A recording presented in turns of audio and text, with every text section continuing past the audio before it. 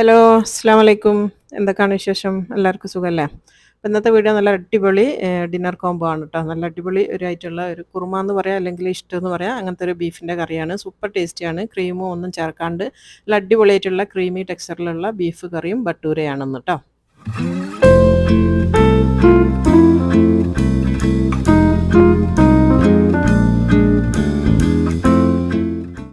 അപ്പോൾ ആദ്യം തന്നെ ഞാൻ ആ ഒരു ബീഫ് കുറുമയാണ് ഉണ്ടാക്കാൻ വേണ്ടി പോണത്. അപ്പോൾ 1.5 കിലോ എല്ലോട് കൂടിയിട്ടുള്ള ബീഫ് ഞാൻ കഴുകി വൃത്തിയാക്കി ഒരു കുക്കറിൽ ഇട്ടതാണ് കേട്ടോ. ഇനി അതിലേക്ക് ചേർത്ത് കൊടുക്കുന്ന 1 ടേബിൾ സ്പൂൺ നിറച്ച് കൂമിച്ചെടുത്തിട്ടുണ്ട് ജിഞ്ചർ ഗാർലിക് പേസ്റ്റ്. പിന്നെ 1 ടീസ്പൂൺ കുരുമുളക് പൊടിയാണ് ചേർത്ത് കൊടുക്കുന്നത്.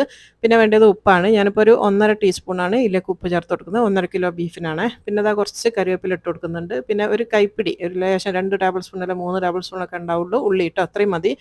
ഇനിയിപ്പോൾ വേണ്ടത്, ഞാനിപ്പോൾ ഇത് സ്റ്റീൽ കുക്കർ ആയതുകൊണ്ട് മാത്രം 1 കപ്പ് വെള്ളം ഒഴിക്കുന്നുണ്ട്. അലുമിനിയം കുക്കറാണെങ്കിൽ വെള്ളത്തിൻ്റെ ആവശ്യം വരുന്നില്ല. ബീഫിൽ നിന്ന് തന്നെ വെള്ളം ഇറങ്ങും. പക്ഷേ സ്റ്റീലിൻ്റെതാകുമ്പോൾ, പുതിയ കുക്കറാകുമ്പോൾ പെട്ടെന്ന് അടി പിടിക്കാൻ ചാൻസ് ഉണ്ട്. അതുകൊണ്ട് 1 കപ്പ് വെള്ളം ഒഴിച്ച് കൊടുത്തതാണ്. ഇതിന് നന്നായിട്ടൊന്ന് മിക്സ് ചെയ്യുക. എല്ലാം കൂടെ, എല്ലാ ഉപ്പും ആ ഒരു ഇഞ്ചി വെളുത്തുള്ളി പേസ്റ്റും ഒക്കെ നന്നായിട്ടൊന്ന് മിക്സ് ചെയ്യുന്ന രീതിയിൽ കൈകൊണ്ട് മിക്സ് ആക്കുകയാണെങ്കിൽ അത്രയും എളുപ്പം തന്നെയാണ് കേട്ടോ.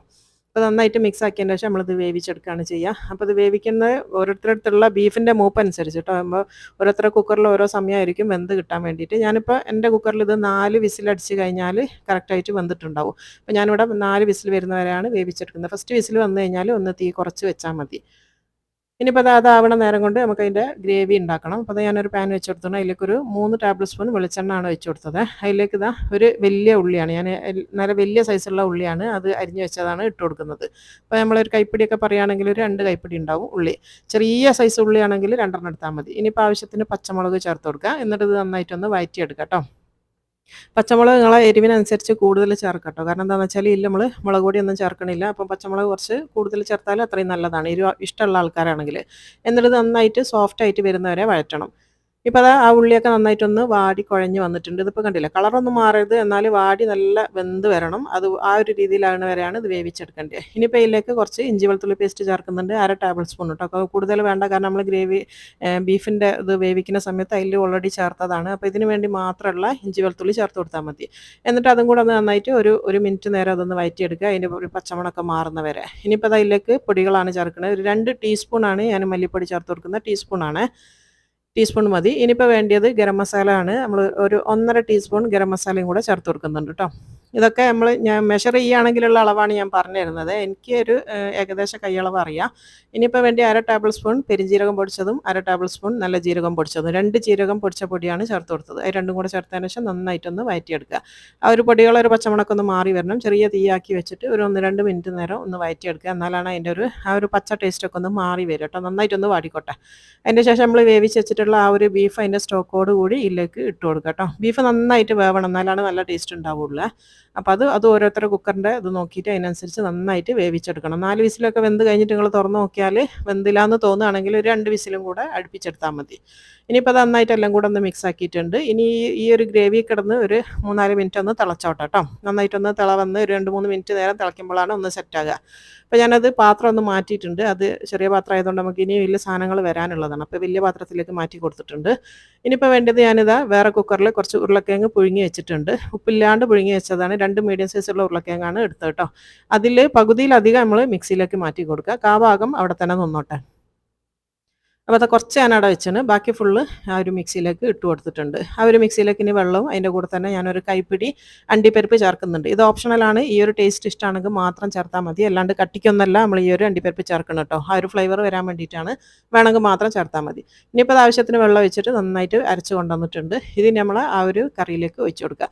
അപ്പോൾ ഈ ഒരു ഉരുളക്കിഴങ്ങ് അരക്കുന്നതോടുകൂടി വേറെ ഒരു ടേസ്റ്റാണ് കറിക്ക് വരിക. അപ്പോൾ ഇങ്ങനെ ട്രൈ ചെയ്യാത്ത ആൾക്കാരുണ്ടെങ്കിൽ എന്തായാലും ട്രൈ ചെയ്ത് നോക്കണം കേട്ടോ. അപ്പോൾ നമ്മൾ പൊടിക്കാത്ത ആ ഒരു ഉരുളക്കിഴങ്ങും കൂടെ ഇട്ട് കൊടുക്കുക. അതിൻ്റെ ശേഷം നമ്മൾ അരച്ച് വെച്ചിട്ടുള്ള ഉരുളക്കിഴങ്ങിൻ്റെ മിക്സും കൂടെ ചേർത്ത് കൊടുക്കുക. അതിൽ അണ്ടിപ്പരിപ്പ് ചേർക്കണോ ചേർക്കണ്ടേ എന്നുള്ളത് നിങ്ങളെ ഇഷ്ടമാണ് കേട്ടോ. അണ്ടിപ്പരിപ്പോ ബദാമോ അത് നിങ്ങൾക്ക് ആ ഒരു റിച്ച് ടേസ്റ്റ് വരാൻ വേണ്ടി നമ്മൾ ചേർക്കണമെന്നേ ഉള്ളൂ. അത് വേണമെന്നുണ്ടെങ്കിൽ മാത്രം ചേർത്ത് കൊടുത്താൽ മതി. ഇല്ലെങ്കിലും നല്ല ടേസ്റ്റ് തന്നെയാണ്. അതില്ലാന്ന് വിചാരിച്ചിട്ട് ഉണ്ടാക്കി നോക്കാണ്ടിരിക്കരുത്. ആ ഒരു ഉരുളക്കിഴങ്ങ് അരച്ചിട്ട് തന്നെ ചേർത്ത് കൊടുത്താൽ മതി.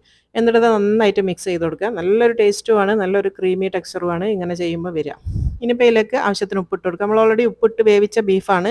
നോക്കിയിട്ട് കുറവുണ്ടെങ്കിൽ മാത്രം, ഞാൻ നോക്കിയപ്പോൾ കുറച്ചൊരു കുറവുള്ളതുകൊണ്ട് കുറച്ചും കൂടെ ഉപ്പിട്ട് കൊടുത്തതാണ്. ഇനിയിപ്പോൾ അതൊരു കട്ടി തേങ്ങാപ്പാൽ, 1 കപ്പ് കട്ടി തേങ്ങാപ്പാലാണ് ഒഴിച്ച് കൊടുക്കുന്നത്. അതും കൂടെ ഒഴിച്ചതിന് ശേഷം നന്നായിട്ട് ഇളക്കി മിക്സാക്കി ഒന്ന് തിളപ്പിച്ചെടുക്കണം കേട്ടോ. അപ്പോൾ നമ്മൾ ഇഷ്ടവും കുറുമയൊക്കെ ആയതുകൊണ്ടാണ് ഈ ഒരു തേങ്ങാപ്പാലും കൂടെ ചേർത്ത് കൊടുത്തത്. ഞാനിതിന് കുറുമ എന്നും പറയും ഇഷ്ടമെന്നും പറയും ട്ടോ. നിങ്ങൾക്ക് ഇഷ്ടമുള്ളത് വിളിക്കുക. നല്ല ടേസ്റ്റാണ്. ഇങ്ങനെ ഉണ്ടാക്കി നോക്കാത്ത ആൾക്കാർ എന്തായാലും ഉണ്ടാക്കി നോക്കണം. ഇനിയിപ്പോൾ അതിലേക്ക് കുറച്ചും കൂടെ എരിവ് തീരെ ഇല്ലയെന്ന് തോന്നിയോണ്ട് മാത്രം ഞാൻ കുറച്ച് കുരുമുളക് പൊടിയും ആ ഒരു മിക്സി ഒന്ന് കഴുകി ലേശം വെള്ളം കൂടെ ഒഴിച്ച് കൊടുത്തിട്ടുണ്ട്. ഈ കട്ടിയൊക്കെ നമുക്ക് ഇഷ്ടമുള്ളത്ര വെള്ളം ചേർക്കട്ടോ. കാരണം എന്താണെന്ന് വെച്ചാൽ നമ്മൾ ആ ഉരുളക്കിഴങ്ങ് അരച്ച് ചേർത്തുകൊണ്ട് തന്നെ നമ്മൾ വെള്ളം ഒഴിച്ചാലൊന്നും അങ്ങനെ ലൂസായിട്ട് പോകില്ല. നല്ല കട്ടിയിൽ തന്നെ ഗ്രേവി ഉണ്ടാവും. അതുകൊണ്ട് തന്നെ നല്ലൊരു ബൗസാന്ന് പറയില്ല, നമുക്കൊരു കുറച്ച് കൂടുതലുള്ള പോലെ ഫീൽ ചെയ്യും. നമ്മൾ കുറഞ്ഞ ബീഫ് കൊണ്ട് ഉണ്ടാക്കുകയാണെങ്കിലും കറി കൂടുതലുള്ളതായിട്ട് ഫീൽ ചെയ്യും. ഇനിയിപ്പോൾ അത് നന്നായിട്ട് തിളച്ചതിന് ശേഷം ഞാൻ കുറച്ച് പച്ചക്കറിവേപ്പിലയും കൂടെ ഇട്ട് കൊടുത്തിട്ടുണ്ട്. ഇനി ഇത് തിളച്ച് കഴിഞ്ഞാൽ നമ്മളെ കറി ഇവിടെ റെഡി ആയിട്ടുണ്ട് കേട്ടോ. നല്ല അടിപൊളിയായിട്ടുള്ളൊരു ബീഫ് കറിയാണിത്. സൂപ്പർ ടേസ്റ്റാണ്. നമ്മളിതിലേക്ക് ക്രീമും ഒന്നും ചേർക്കണ്ടില്ല. സാധാരണ ഞാൻ ഇങ്ങനെ ഉണ്ടാക്കുന്ന സമയത്ത് 2 സ്റ്റൈലിൽ ഉണ്ടാക്കലുണ്ട്. ഒന്ന് ക്രീം ചേർത്തിട്ടും ഉണ്ടാക്കലുണ്ട് കേട്ടോ. ഇനിയിപ്പോൾ അടുത്തത് ഇതിൻ്റെ ഒരു കോമ്പിനേഷനായിട്ട് ഞാൻ ഉണ്ടാക്കുന്നത് ഇന്നിവിടെ ബട്ടൂരാണ്. അപ്പം ബട്ടൂരിൻ്റെ ഒക്കെ വീഡിയോ ഞാൻ ഒരുപാട് ചെയ്തതുകൊണ്ട് ഒന്ന് ഷോർട്ട് ആക്കിയിട്ട് കാണിച്ചു തരാം. പുതിയ സബ്സ്ക്രൈബേഴ്സ് ആരെങ്കിലും ഉണ്ടെങ്കിൽ അവർക്ക് കാണാൻ വേണ്ടിയിട്ടാണ്. ഒരു 50 ഗ്രാം ബട്ടർ എടുത്തിട്ടുണ്ട്. പിന്നെ അതൊരു 2 കപ്പോളം പാലും കൂടെ ഒഴിച്ച് കൊടുക്കുന്നുണ്ട്. പിന്നെ വേണ്ടിയത് പഞ്ചസാരയാണ്. ബട്ടൂരാകുമ്പോൾ ചെറിയൊരു മധുരം വേണം. അപ്പോൾ ഒരു 3 ടേബിൾ സ്പൂൺ നിറച്ച് ഞാൻ പഞ്ചസാര ചേർത്ത് കൊടുത്താണ്. പിന്നെ അതാ ഒരു 1.5 ടീസ്പൂൺ ഉപ്പും കൂടെ ചേർത്ത് കൊടുക്കുന്നുണ്ട്. പിന്നെ വേണ്ടി ഒരു വലിയ സൈസുള്ള ഒരു മുട്ടയാണ് കേട്ടോ. അപ്പോൾ ചെറിയ മുട്ടയ്ക്കാണെങ്കിൽ 2 എണ്ണം ചേർത്താൽ ഞാൻ 1 കിലോ മൈദക്കാണ് ഉണ്ടാക്കുന്നത്. ഇനിയിപ്പോൾ വേണ്ടിയത് ഇൻസ്റ്റൻറ്റ് ഈസ്റ്റാണ്. ഒരു 1.5 ടീസ്പൂണോളം ഇൻസ്റ്റൻറ്റ് ഈസ്റ്റ് ചേർത്ത് കൊടുത്തതാണ്. പിന്നെ വേണ്ടി ഒരു 1/2 കപ്പ് തൈരാണ് കേട്ടോ. പുളി കുറവുള്ള തൈര് ഉപയോഗിക്കണം. ഞാനിവിടെ യോഗട്ടാണ് ഉപയോഗിച്ചത്. പുളിയുള്ള തൈരാണെങ്കിൽ ഒരു 1/4 കപ്പൊക്കെ മതിയാവും.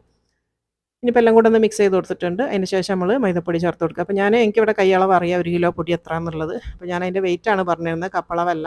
1 കിലോ മൈദൻ്റെ ഒരു ഏകദേശ കണക്ക് വെച്ചിട്ടാണ് ഞാൻ ഉണ്ടാക്കുന്നത് കേട്ടോ. ഞാൻ ഈ വീഡിയോ ഒരു പാർട്ടി വ്ളോഗിൽ നിന്ന് എടുത്തതാണ്. കഴിഞ്ഞ വീഡിയോയിൽ ഞാൻ പറഞ്ഞല്ലോ, ആ ഒരു വീഡിയോ ആണിത്. അപ്പോൾ അത് 1 കിലോ മൈദപ്പൊടിയും കൂടെ ഞാൻ ചേർത്ത് കൊടുത്തിട്ടുണ്ട്. ഇതിന് നന്നായിട്ട് കുഴച്ചുകൊണ്ടായിരുന്നു കേട്ടോ. വേണമെങ്കിൽ വെള്ളം ചേർത്ത് കൊടുത്താൽ മതി. അപ്പോൾ അത് നന്നായിട്ട് കുഴച്ച് കൊണ്ടുവന്നിട്ടുണ്ട്. ഞാനിവിടെ എക്സ്ട്രാ വെള്ളമൊന്നും ചേർത്തിട്ടില്ല. ആ ചേർത്ത സാധനങ്ങൾ വെച്ചിട്ടാണ് ഇത് കുഴച്ചെടുത്തത്. നല്ല കറക്റ്റായിട്ട് വന്നാണ്. ലൂസായി പോകാൻ പാടില്ല, കയ്യിൽ സ്റ്റിക്കാവുന്ന പാകത്തിലാവാൻ പാടില്ല. കുഴച്ചിട്ട് തന്നെ സോഫ്റ്റാക്കി എടുക്കുക കേട്ടോ. ഇതൊരു മണിക്കൂർ നേരമെങ്കിലും മിനിമം നമ്മളിതൊന്ന് സെറ്റാകാൻ വേണ്ടി വെക്കുക. അതിന് ശേഷം നമുക്ക് പരത്തി പൊരിച്ചാൽ മതി. അപ്പോൾ ഞാൻ പരത്തുന്നതൊന്നും വീഡിയോ എടുത്തിട്ടില്ല. ഇപ്പോൾ ഞാൻ ജസ്റ്റ് ഒന്ന് പൊരിക്കുന്നതാണ് കാണിക്കുന്നത് കേട്ടോ. അത് 1 മണിക്കൂറിന് ശേഷം പരത്തിയെടുത്തതാണിത്. എന്നിട്ട് നന്നായിട്ട് ചൂടായ എണ്ണയിലിട്ടിട്ട് നന്നായിട്ട് പൊരിച്ചെടുക്കുക. അപ്പം ഇനി ഇതിൻ്റെ ഇടയിൽ ഞാൻ പറയട്ടെ, നമ്മളെ വീഡിയോ കഴിഞ്ഞിട്ടുണ്ട്. റെസിപ്പി ഇത് രണ്ടുമാണ് ഞാൻ ഉൾപ്പെടുത്തിയത്. പിന്നെ ഇതിങ്ങനെ ഈ ആ ഒരു പാർട്ടി വ്ളോഗിൽ നിന്ന് സ്പ്ലിറ്റ് ആക്കാനുള്ള കാരണം എന്താണെന്ന് വെച്ചാൽ, കുറേ ആൾക്കാരിൻ്റെ അടുത്ത് ഇൻസ്റ്റയിൽ പറഞ്ഞിട്ടുണ്ട്, ഇത്താൻ്റെ വീഡിയോസിൽ പാർട്ടി വ്ളോഗാണ് ഏറ്റവും കൂടുതലുള്ളത്, അതിലുള്ള എല്ലാ വീഡിയോസും നമുക്ക് ഭയങ്കര ഇഷ്ടമാണ്, പക്ഷേങ്കിൽ നമുക്ക് പിന്നീട് അത് ഉണ്ടാക്കാൻ വേണ്ടിയിട്ട് എന്താണെന്ന്, ഏത് വീഡിയോയിലാണ് നിങ്ങളത് കാണിച്ചതെന്നുള്ളത് സെർച്ച് ചെയ്യാൻ പറ്റുന്നില്ല എന്നുള്ളൊരു കംപ്ലയിൻറ്റ് പറഞ്ഞിട്ടുണ്ട് കേട്ടോ. കാരണം എന്താണെന്ന് വെച്ചാൽ, ഒരു വീഡിയോയിൽ തന്നെ ഒരുപാട് സാധനം കാണിക്കുന്ന സമയത്ത് അതിലുള്ള ഏതെങ്കിലും ഒന്ന് സെർച്ച് ചെയ്താൽ നമുക്ക് കിട്ടുന്നില്ല എന്നുള്ള. അത് ശരിയാണ്. കാരണം നമ്മൾ ആ ടൈറ്റിലായിരിക്കില്ല ചിലപ്പം കൊടുക്കുന്നുണ്ടാകും. അതിൽ ഒരുപാട് റിസിപ്പികൾ ഉള്ളതുകൊണ്ട് സെർച്ച് ചെയ്യാൻ പറ്റുന്നില്ല, സെർച്ച് ചെയ്താൽ കിട്ടുന്നില്ല. പിന്നെ എൻ്റെ അടുത്താണെങ്കിൽ നിങ്ങളത് കാണിച്ച വീഡിയോ ഏതേനും ഇത് കാണിച്ച വീഡിയോ ഏതേനും എന്ന് വെച്ചാൽ സത്യം പറഞ്ഞാൽ എനിക്ക് ഓർമ്മ ഉണ്ടാവില്ല ഏത് പാർട്ടി വ്ളോഗിലാണ് ഞാൻ ആ വീഡിയോ കാണിച്ചതെന്നുള്ളത്. അപ്പോൾ എനിക്കും അങ്ങനെ ലിങ്ക് കൊടുക്കാനും പറ്റുന്നില്ല. അതുകൊണ്ടാണ് ഇത് ഞാൻ ഈ ഒരു പാർട്ടി വ്ളോഗ് സ്പ്ലിറ്റ് ആക്കിയത് കേട്ടോ. അപ്പോൾ അതാ നമ്മളെ കറി അടിപൊളിയായിട്ട് ഇതായിട്ടുണ്ട്. കണ്ടില്ലേ, നമ്മളിന്ന് ചൂടൊക്കെ അറിയതിൻ്റെ ശേഷമാണ് ഇപ്പോൾ ഇത് കാണിക്കുന്നത് കേട്ടോ. സൂപ്പർ ടേസ്റ്റി ആയിട്ടുള്ളൊരു കറിയാണ്. 100% ഗ്യാരണ്ടിയാണ്. എന്തായാലും ഈ ഒരു സ്റ്റൈലിൽ ഉണ്ടാക്കി നോക്കിയാൽ നിങ്ങൾക്ക് ഇഷ്ടപ്പെടും. അപ്പോൾ ഞാനിത് വിളമ്പണ പാത്രത്തിലേക്ക് മാറ്റിയിട്ടുണ്ട്. അപ്പോൾ ഞാൻ കഴിഞ്ഞ വീഡിയോയിൽ പറഞ്ഞ ആ ഒരു പാർട്ടിയാണ് ഇന്ന്. ഇപ്പോൾ 2 ഈച്ച പാത്രത്തിലാണ് ഞാൻ വിളമ്പുന്നത് കേട്ടോ. അപ്പം വീഡിയോ സ്പ്ലിറ്റ് ആക്കുന്നുണ്ടെന്ന് ഉള്ളതുകൊണ്ട് മാത്രം ഞാൻ ഓരോ പാത്രത്തിൽ വിളമ്പണതാണ് നിങ്ങൾക്ക് കാണിച്ചു തരുന്നത്. അപ്പോൾ നമ്മൾ ആ ഒരു ഇത് വിളമ്പിയതിന് ശേഷം ചെറുതായിട്ടൊരു ഗാർണിഷിങ്ങിന് വേണ്ടിയിട്ട് 2-3 കറിവേപ്പില മാത്രമാണ് ചെയ്ത് കൊടുക്കുന്നത്. ഇതിനങ്ങനെ ഒരുപാട് ഗാർണിഷൊന്നും വേണ്ട കേട്ടോ. അല്ലാണ്ട് തന്നെ നല്ല ഭംഗിയാണ് കാണാൻ, നല്ലൊരു ഷൈനിങ് ആണ് കാണാൻ. അതുകൊണ്ട് തന്നെ വേറൊരു മൊഞ്ചാക്കലും വേണ്ടിയില്ല.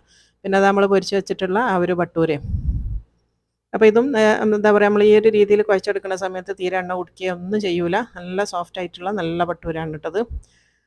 അപ്പോൾ അതാ ബട്ടൂരയും വിളമ്പിയിട്ടുണ്ട്. അപ്പോൾ ഇന്നത്തെ വീഡിയോ ഇത്രയേ ഉള്ളൂ. ഈ ഒരു രണ്ടും എന്താ പറയുക, നല്ല അടിപൊളി കോംബോ ആണ്, സൂപ്പർ ടേസ്റ്റിയാണ്. എല്ലാവരും ട്രൈ ചെയ്ത് നോക്കിയിട്ട് നിങ്ങളെ ഫീഡ്ബാക്ക് ഒന്നും അറിയിക്കാൻ മറന്നു പോകരുത് കേട്ടോ. ലൈക്ക് ചെയ്യാനൊക്കെ വളരെ ആൾക്കാർ പിശുക്ക് കാണിക്കുന്നുണ്ട്. എന്തായാലും ഒന്ന് ലൈക്ക് ചെയ്ത് കൊടുക്കണേ. അപ്പോൾ ഇൻഷാ അല്ലാഹ് ഇനി അടുത്ത നല്ലൊരു വീഡിയോ ആയിട്ട് കാണുന്നത് വരെ അസ്സലാമു അലൈക്കും.